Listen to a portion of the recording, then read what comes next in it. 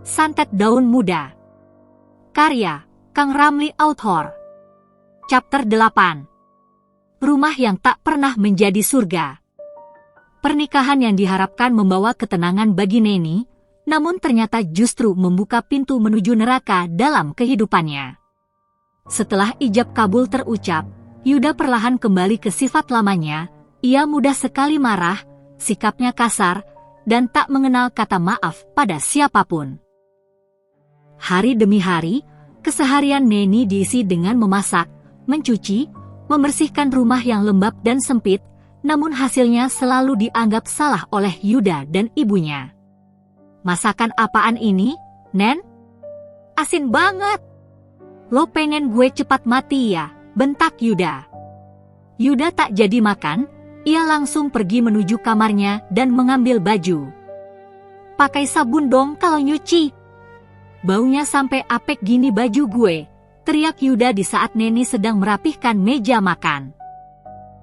Tak hanya itu saja, terkadang Yuda membanting piring, membanting pintu dan tak jarang membanting perasaan Neni yang kian remuk. Neni hanya bisa diam saat Yuda membentak dirinya, bukan karena dia tak bisa melawan, karena ia merasa ini adalah bagian dari harga yang harus ia bayar. Yang lebih menyakitkan, justru datang dari ibunya Yuda. Seorang perempuan paruh baya yang sejak awal tak pernah merestui pernikahan mereka. Baginya, Neni hanyalah perempuan klub malam yang menjebak anaknya dengan kehamilan. Pantesan mukanya cantik, tapi hatinya busuk. Lo tuh bukan istri Yuda, Nen. Lo tuh pembawa sial baginya. Kalau bukan karena perut lo, Yuda pasti gak bakal mau sama lo. Setiap kali ibunya datang ke rumah, Neni merasakan napasnya begitu sesak. Tak ada tempat baginya untuk bersembunyi, tak ada lagi ruang untuk bernapas dengan tenang. Yuda hanya duduk diam, dengan rokok di tangan, dan sesekali ikut menambahkan bara pada ibunya. "Udahlah, Bu. Biarin aja. Biar tahu rasa dia, jadi istri kok gak becus." Neni duduk sendiri di dapur dengan cahaya lampu yang redup. Uap dari panci sayur belum juga naik. Tangannya memegang perut yang mulai membuncit, usia kandungannya memasuki bulan keempat. Air matanya menetes jatuh ke lantai yang dingin. "Kamu denger ya, Nak?" bisik Neni. "Kita cuma punya satu sama lain sekarang." Namun saat Neni menunduk lebih dalam, telinganya seolah menangkap suara dari perutnya sendiri. "Aku benci suara mereka, buat mereka sengsara, Ibu." Neni tercekat. Ia memegang perutnya erat dan suara itu langsung hilang. Mungkin hanya halusinasi, tapi matanya tak bisa bohong, ada yang berbeda di dalam rahimnya. Sesuatu yang menyimpan dendam kesumat dan malam itu, di cermin kecil di kamar mandi. Tampak pantulan wajah Neni, namun wajah itu tersenyum sendiri, padahal Neni sedang menangis. Neni kini bukan lagi hanya tentang bertahan, tapi tentang menyembunyikan lebam dan menelan air mata dalam diam. Sejak Yuda kembali terjerumus ke meja judi, kekalahan demi kekalahan membuat pria itu semakin buas. Yuda pulang dengan wajah muram, mulut bau alkohol, dan tangan yang selalu mencari sasaran amarah dan siapa yang lebih mudah dijadikan pelampiasan selain istrinya sendiri. "Gara-gara lo, gue sial terus," bentak Yuda.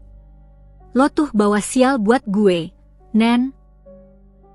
Neni hanya menunduk di pojok dapur dengan wajah masih merah karena tamparan semalam, namun tamparan lain datang lebih keras, hingga bibirnya pecah dan darah mengalir di sudut mulut. "Plak. Jangan lihat gue pakai mata kayak gitu. Lo kira gue takut sama lo?" bentak Yuda yang penuh emosi. "Yud, cukup," bisik Neni lirih. "Aku cuma istrimu, bukan boneka yang hanya dijadikan mainan. Lo bini gue, jadi terserah gue, lo mau gue apain?" Yuda menyentaknya lagi. Neni hanya diam dengan derai air mata yang mulai membasahi pipinya. Yang lebih menyakitkan bagi Neni adalah perlakuan dari ibu mertuanya yang tak jauh berbeda dengan Yuda. Perempuan tua itu sering datang tanpa pemberitahuan. Langsung masuk ke rumah sambil memeriksa seisi kamar seperti polisi penggeledah. Dasar perempuan murahan. Masih bisa senyum juga lo ya, padahal anak gue udah abis-abisan sejak nikah sama lo. Gue gak butuh cucu dari rahim najis kayak lo. Ibunya Yuda meluapkan amarahnya. Neni hanya bisa memegang perut dengan perlahan dan kedua matanya hanya bisa menitikan air mata tanpa mengeluarkan sepatah kata untuk membalasnya. Kini usia kandungan Neni sudah 5 bulan, namun tak ada kelembutan atau kasih sayang dari siapapun, kecuali dari bisikan samar yang ia dengar setiap malam dari dalam rahimnya. Aku akan membuat mereka menderita. Ibu, biar kau tidak menangis sendirian. Neni mulai sering melamun, terkadang ia bicara sendiri di dapur, tersenyum sendiri sambil menatap api kompor. Iya, nak, ibu mengerti kamu marah sama bapak dan nenekmu. Kita tunggu saja waktu yang tepat untuk membalaskan dendam itu. Balas Neni sembari mengelus perutnya. Suatu malam, Yuda pulang dalam keadaan babak wajah dan tubuhnya belur. Ia kalah besar di meja judi dan dikejar-kejar oleh debt collector. Amarahnya seperti api yang siap membakar siapa saja. Makanan gue mana, Nen? Gue pulang gak disambut, gak dikasih makan, dasar perempuan gak tahu diri. Neni mencoba menyuapinya dengan sabar. Namun saat sendoknya tumpah sedikit, Yuda langsung menghantam meja dengan keras. Braa! Lo tuh gak becus. Sialan lo, Nen. Pak. Tamparan mendarat lagi, kali ini 2 kali. Bibir Neni berdarah. Matanya buram dan saat itu juga lampu kamar tiba-tiba padam. Angin dingin berembus dari arah kamar mandi. Lilin yang menyala di altar kecil sebelah dapur berkedip lalu padam. Yuda terdiam. Apa-apaan ini? Dari balik kamar mandi, terdengar suara pelan, kau menyakitinya lagi dan sekarang, giliranku. Hari demi hari berlalu seperti siklus siksaan bagi Neni, tak ada pagi yang damai, tak ada malam yang tenang, yang ada hanya jeritan hati, badan yang memar, dan mata sembab yang berusaha tetap terbuka walau batin nyaris hancur. Perutnya kini telah semakin besar, kandungannya telah memasuki bulan ke-7 dan waktu melahirkan sudah semakin dekat. Namun setiap detik menuju kelahiran itu terasa seperti langkah menuju neraka. Kalau anak itu keluar, jangan harap gue mau sentuh dia.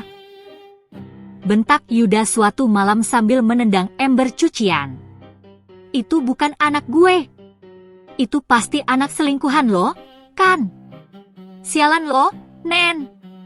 Neni hanya duduk diam di sudut dapur.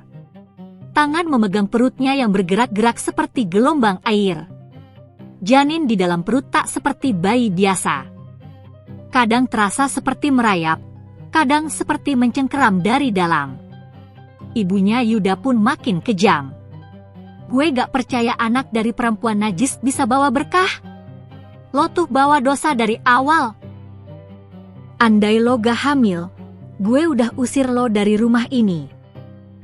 Neni terisak di kamar mandi, menyiram wajahnya berulang-ulang agar tak terdengar menangis. Namun bisikan dari dalam perutnya kini semakin jelas. Jangan menangis, ibu.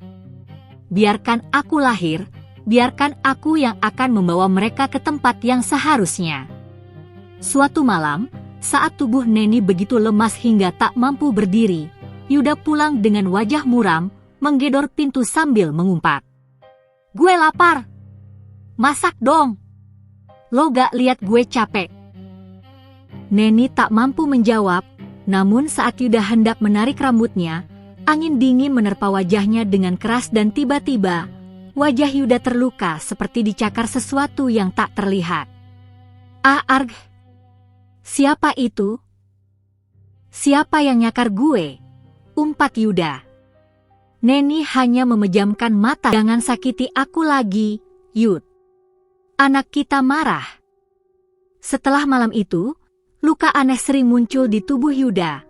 Selalu ada bekas goresan panjang di punggungnya, luka seperti bekas gigi di paha. Memar hitam di leher, padahal ia tidur sendirian. Yuda mulai takut. Tapi ego dan amarahnya masih terlalu tebal untuk mengaku kalah. Neni mulai bermimpi aneh, ia melahirkan di tengah ladang bunga Kamboja. Bayinya tak menangis, bayinya hanya tertawa dengan mata merah membara dan suara yang ia dengar bukan tangisan bayi, melainkan suara Sandra, mantan istri Yuda, yang berkata, "Akhirnya, anak yang kau abaikan kini dibayar lunas oleh darahmu sendiri." Malam demi malam, Neni menunggu sampai saatnya tubuh ini melepaskan isi rahimnya bukan hanya bayi, tapi api yang dibalut daging dan dendam kesumat. Bersambung.